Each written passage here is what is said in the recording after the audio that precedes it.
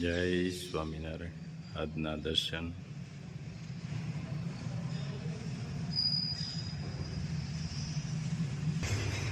જય ગજાનન ગણપતિ મહારાજ, જય કષ્ટભંજન દેવ. जय स्वामीनारायण। मदद करना सीखिए फायदे के बगैर, मिलना जुलना सीखिए मतलब के बगैर, जिंदगी जीना सीखिए दिखावा के बगैर। अंधेरा वहाँ नहीं है जहाँ तन गरीब है, अंधेरा वहाँ है जहाँ मन गरीब है। जय स्वामीनारायण। गुड मॉर्निंग, जय स्वामीनारायण, जय सियाराम, जय श्री कृष्ण, जय माताजी, ओम नमः शिवाय। सत्य में विजेता सिद्धेश्वर महादेवनी जय। જય સ્વામિનારાયણ. જય સ્વામિનારાયણ. કેમ છે?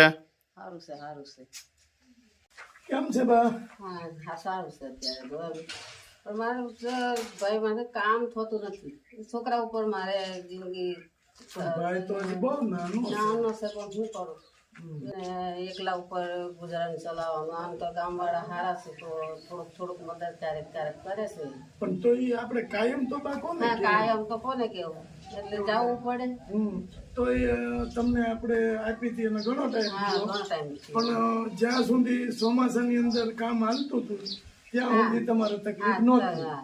એટલે આમ તકલીફ તો હતી, ગોળી પી પીને નીંદવાને એમ જાવ. નીંદવાનું કામ થાય ને કપા તો બહુ ખાસ નો રહે, કારણ કે કમરનો દુખાવો એટલો રહ્યો ને. અત્યારે જો ખાટલામાં બેસું તો ઉચાની સફાવી પડે થવું મારે. પડે છે. જાજી વાર ટૂંકમાં બે ન બે રહે ના તો જાજી વાર ઊભા ન રહી શકીએ. કપાસ તો આપણે વાંકા વાંકા જ વીણવાનો આવે. થોડી વાર બેસી જાઓ, બેઠા બેઠા વીણું, પછી પાછી ઊભી થઈને થોડી વાર અહીંથી આટલે જ જાવ, થોડી વાર ઊભી થવા પાછી બેસીને જ વીણવું પડે. માને કમરની તકલીફ છે એટલે મજૂરી કઈ થતું નથી. થાય. અને ભાઈ કેટલા 10 વર્ષનો થયો, હા, 10 વર્ષના છોકરા કે એક બાજુ એને ભણવું છે અને એક બાજુ ઘર ઘર ચલાવવું છે. ચલાવવું છે પણ કરવું તો 10 વર્ષનો છોકરો અત્યારે ઘર બાનું ચલાવે છે, પણ એવડા છોકરાને તો કોણ બા મજૂરી બરકે નહીં તોય જમવા. ભાઈ જવું પડે, બરકે ન બરકે તોય આપણે કેવું પડે એકબીજાને કે ભાઈ મેં છોકરાને લઈ જાવ ગાડી. પાણી અત્યારે તો શું હોય, કોઈ પાણી પાવાનું એ પાછું ઉનાળાની અંદર તો કઈ હોય જ નહીં ને. ઉનાળાની અંદર કાંઈ અત્યારે ખેતી, કારણ કે હુકી ખેતી એટલે કઈ એટલું બધું હોય નહીં કામ. અને અત્યારે મજૂરી ન મળે. 10 વર્ષના છોકરો મજૂરી શું કરી શકે? ભણતા બી છોડી દીધું છે તો શું કરે? મજૂરી તો શીખવાડે એમ કામ કરે. પણ એ તો કોઈ આપણે આજુબાજુના અંગત થોડોક સંબંધમાં હોય એ શીખવાડે, બાકી તો બાકી તો પણ બધી કહી દે કે આટલું આ કરી નાખજો. હવે એવડા છોકરાને શું ખબર પડે? 10 વર્ષ ન થાય. ન થાય એનાથી. અને આની આગળ પણ આપણે બાને કીટ આપી હતી, હા, પણ એને ઉનાળામાં જ તકલીફ જાજી પડે છે. ઉનાળામાં પડે છે. કારણ કે ચોમાસું હોય તો એમાં કઈ હા, ને કામ થોડું ઘણું કામ કામ નીકળ્યા રાખે. નીકળ્યા રાખે ને કામ મજૂરી ચાલે. મજૂરી ચાલે. એ મજૂરી કેમ કરે? દવા લઈને. દવા દવા લાવી, લઈને જ કરવું પડે. ઘરે રહેતા મારે દવા લેવી પડે તો જ ઘરનું કામ એ થાય. ઘરનું કામ, નહીં તો કમરની તકલીફ. બહુ કમરની તકલીફ. દવાઈ મેં બહુ કરાવી. આપણે ઓલા નથી, આપણે ગોપાળગ્રામ દાદા આપે એની દવા મેં લીધી 2-3 વખત લીધી. દેશી. હા, તો પગનો દુખાવો હારો, પગેથી હાલાતું નથી. તો એ પગનો દુખાવો થાય પણ કમરની દવા જ નથી મળતી. કમરનો કેવો દુખાવો છે એ નથી ખબર પડતી. બહુ દુખે છે કમર. એટલે કામ તો કઈ થવાનું નથી. ને અત્યારે તાપનું તો મારાથી ન થાય કામ, કારણ કે તાપમાં તો જાઓ તો કદાચ મળે તો બપોર અડધો થાય કામ. પણ તમારે જે સ્કિનની તકલીફ છે એટલે તમે તાપમાં તો જઈ જ ન અગો દવાની ગરમી બહુ, દવા કાયમ માટે પીવાની, કાયમ માટે. એટલે દવાની ગરમી બહુ લાગે, એટલે ગરમી જ બહુ થાય. તાપમાન સહન થઈ શકે પણ આ પરસેવો બહુ નીકળે ગરમી. એટલે એ આ દવા તમે લેતા હો, બધું કરતા હો. અને બીજા નંબરમાં સ્કિન તમારી એ રીતની છે એટલે ઈ તાપે વધારે લાગે, એના લીધેથી પરસેવો વધારે બોલે. કઈ વાંધો નહીં, તમે દર ફેરે અમારી પાસે ઉનાળામાં જ કહો છો કે તો હવે 4 મહિના જે વધારે તાપ પડે છે એમાં તમે કશું કરી શકવાના નથી, તો ખાઈ પી આનંદ કરજો ને ભગવાનનું ભજન કરજો. બરાબર? ત્યાં પાછું ચોમાસું આવી જાય એટલે તમારે થોડું ઘણું પાછું કામ ચાલશે. ના ના, બરાબર. કારણ કે કમરની તકલીફ છે એટલે અત્યારે તમે કશું વસ્તુ અને પ્લસ તાપ પડે છે એટલે એમાં તમે કઈ નહીં કરી શકો.